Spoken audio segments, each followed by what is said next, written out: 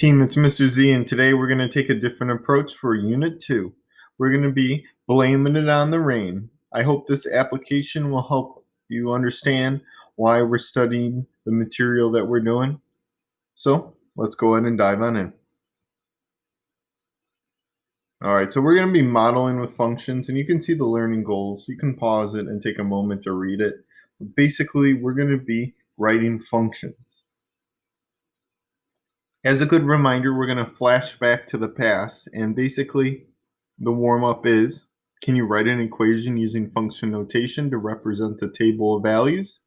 Go ahead, take a moment, pause, and see if you can figure out the pattern. All right, if you keep playing, the hint lies with this key point of information. Go ahead and take a moment to pause and see if you can figure out an equation. Okay, I can't wait. I'll tell you. 0, 14. Now, looking at this, since the x part of the value is 0, if I were to visualize where this point would be, it would be a y-intercept. Now, most of the time when I'm giving a table, it can be linear, and we're studying quadratics. Let's go ahead and jump back to the linear part.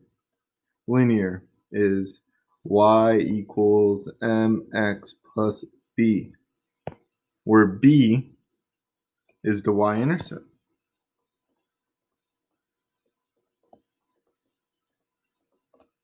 And notice what happens.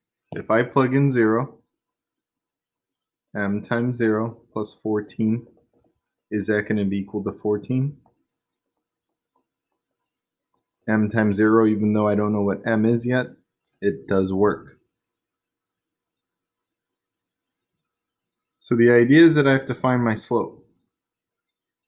Now, examining this next one, you could kind of see, hey, what happens from 14 to 12? Well, it is subtracted by 2. Now you might be like, okay, that might be something to do with it. Is m negative 2? If you can't figure it out that way, remember the hardcore way to figure it out with the formula is to take 2 points and subtract the information. So I'm going to go ahead and take y2. The second point I picked was 12 minus 14 all over 1 minus 0. 12 minus 14 is negative 2 over 1. So we've just proved that the slope is indeed negative 2. So when I have to write an equation, I'm now going to switch y. Y is the same thing as a function output. The answer when x is equal to negative 2 x plus 14. Remember, if we're visualizing this, we know that the slope is negative because the m value is negative. All of this hopefully didn't disappear. All right, so that was our warm-up, because what we are doing is we're using multiple representations of functions to model and solve problems. So the next question is, you've calculated the area of various geometric figures. How can you use what you know about area to build an algebraic function? Well, use the rules of area. So, how do I find the area of a rectangle? The area of a rectangle is always base times height. How do I find the area of a triangle? The area of a triangle is 1/2 base times height. How do you find the area of a circle? The area of a circle is pi r squared. And then you can go on and find the area of various shapes. This last guy is a trapezoid, and it's a little more complicated. Base 1 plus base 2 times height. So basically, to create functions, we're going to already use these rules that cannot be adjusted. The mathematicians that have preceded you have discovered all of these formulas. Hopefully you've seen a couple of them. So let's get started. And this is going to be a situation we're talking about, so please take a moment, pause, and read this. A nearby town hired Miss Farrelly, a civil engineer. This is a real job, and she's going to get paid way more bank than I ever would. Basically, she's rebuilding its storm drainage system. You could understand that when it's areas that are more prone to rain, we'll have more construction going on. So you can imagine this as like the East Coast, the West Coast, and etc. The drains in this town are open at the top to allow water to directly flow into them. Think about the sewer drains in your town. Water flows into them. While designing the drains, the engineer must keep in mind the height and the width of the drain. She needs to consider the height because the water cannot rise above the drain or it will be flooded and cause major destruction. This is something you do not want. If you're sitting in your good old house and you're saying la la la, and your sewage drain is too short, let's say if I only make it like 2 feet, that's going to get filled with water and it's going to flood everywhere. Same way for the drain. The drain must also be wide enough that it won't be clogged. If the drain is this teeny tiny little thing, if you put any, like a McDonald's bag on top of it, it'll get clogged. You do not want it. You want the debris to be able to fall through. So we're just talking about drains, and basically they're made out of metal, and they start from a rectangular sheet of metal.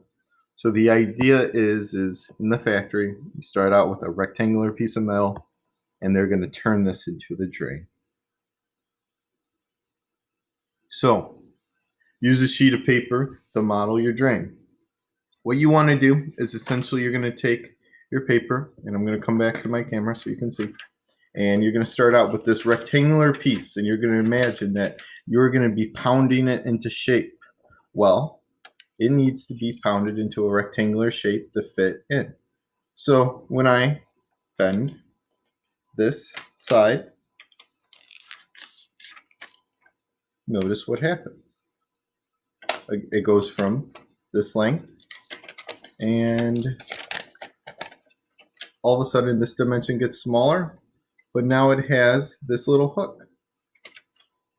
And if I fold it again to make like the drain cap, notice how it tends to look. It's a drain, voila. And notice how there's this like overlap area. That's very important. And then likewise, I'm going to pound the left side, and voila, they get their lovely drain. And then the drain usually goes like that, and they have it.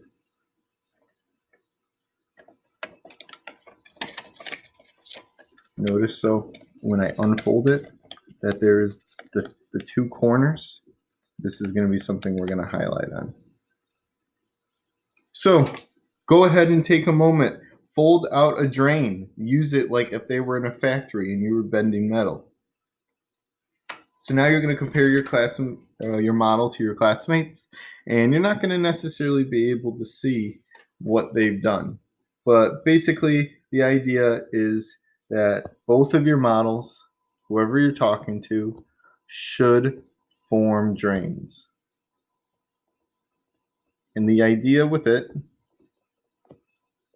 drains with a bottom width and height, as it's illustrated above. This is going to be true for all of your models. Now notice, how does folding the sides of the drain affect the bottom width of the drain? Going back to my piece of paper, let's say this is the bottom width. From here is the whole piece of paper. When I folded it, notice it got smaller. If I were to be more extreme and make my height more, it would continue to get smaller. And the idea is if you make the height taller, the width gets smaller because there's less material.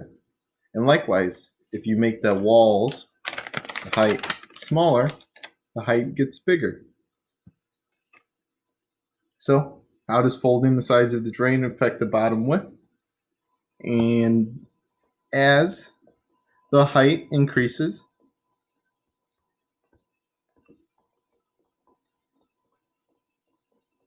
the bottom width decreases.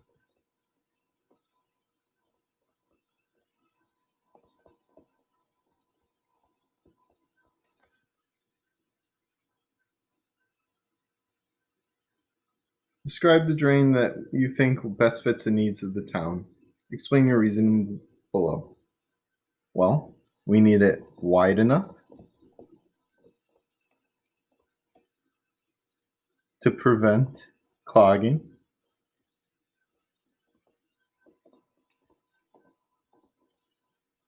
while tall enough to prevent flooding. We want to think of this as like the Red Riding Hood, where the three meals of porridge, one of them's too hot, one of them's too cold, one of them's just right. If I'm looking at it from a drain point of view, it can't have the extremes where I can have a height that is small with a bigger width, or I can have the opposite extreme where I have a small width and a long height. It's going to have to be somewhere in between these two. But I just want you to understand what happens is I take that rectangular piece of metal, it folds, and it affects the width because I'm just starting with a starting point. I have a preset amount of material.